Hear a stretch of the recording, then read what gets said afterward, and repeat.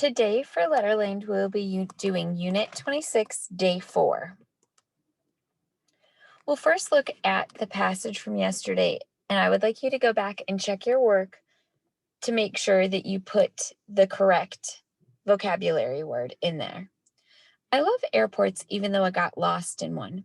Why do they call them airports? The original meaning of port was to carry things in your hands or on your back. When people started using ships to carry or transport things, they needed places to unload. These places began to be called seaports or just ports. Today, there are big ports like New York, London, and Singapore. Then people started using airplanes to carry themselves and packages.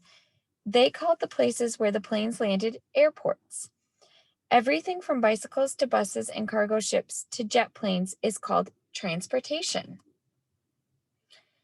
This would include all the ways we carry things and people across land and sea. When products like cars, clothes, or food are sent out of our country, they are called export. When things are coming into our country from other places, they are called imports. At our local airport, my family was in a long line that was forming for check-in. Travel can be very stressful. The airport managers thought it was important to do something to help. They had dancers perform to entertain people waiting in lines. A television reporter was there to report on this new idea. A sign informed me that they were doing a butterfly dance, but their costumes looked more like caterpillars. It looked very informal, with each dancer moving around in different directions. Suddenly, they began to form a circle. Their costumes started turning inside out, and they transformed into butterflies.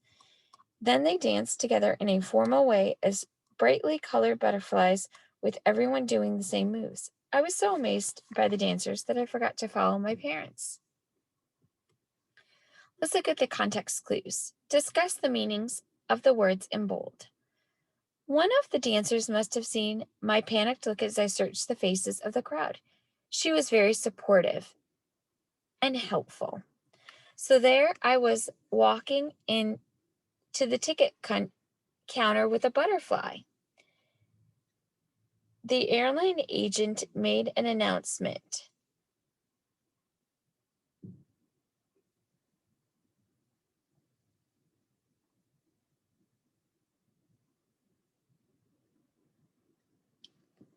That my parents heard. So supportive. Let's take a look at that word supportive. Well, if I use the context clues around me, she was very supportive and helpful.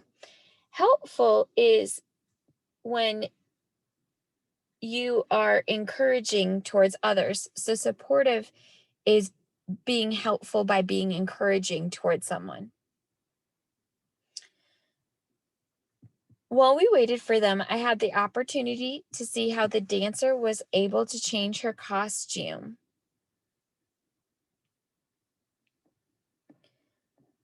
Back and forth from a caterpillar to a butterfly.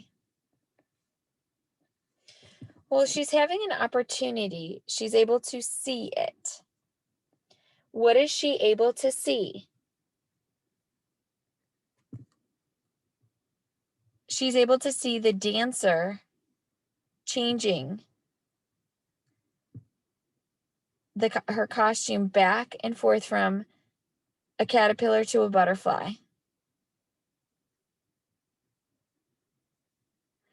So she had the opportunity to be able to see the butterfly changing from a caterpillar back to a butterfly. I informed her that they left out an important part, the pupa or cocoon stage, between caterpillar and butterfly. So describe the kind of transportation you see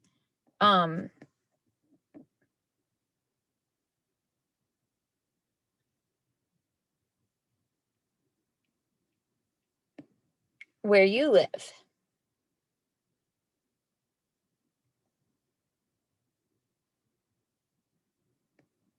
So when you have an opportunity to do something, it's possible.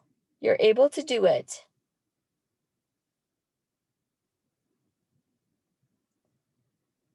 there's a chance, or it is like an occasion. So for our words, we used the context clues.